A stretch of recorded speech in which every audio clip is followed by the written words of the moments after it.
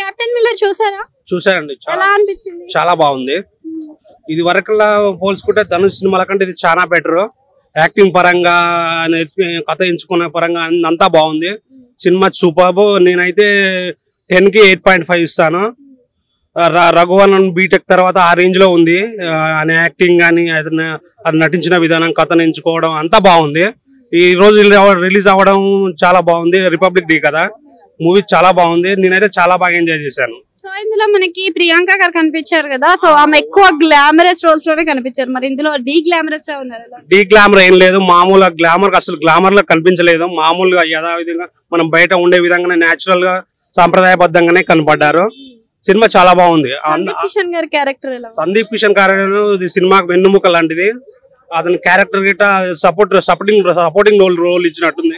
Cinema చాలా బాగుంది. నేనైతే అందరిని చూడమని చెప్తాను. బీజిఎం గానీ, విఎఫ్ఎక్స్ కానీ ఎలా? విఎఫ్ఎక్స్ అన్ని బాగున్నాయి. ఈ సినిమాకి నాకు నచ్చింది అయితే మ్యూజిక్ బాగుంది, బ్యాక్గ్రౌండ్ మ్యూజిక్ బాగుంది. శివన్ రాజ్పుత్ గారు ఉన్నారు కదా, తన క్యారెక్టర్ ఎలా? చాలా బాగుంది. అతని క్యారెక్టర్ ఇంకా బాగుంది. నాకైతే అందరికంటే ఎక్కువ నచ్చింది ధనుష్ గారిది. నేను ధనుష్ ఫ్యాన్ ని.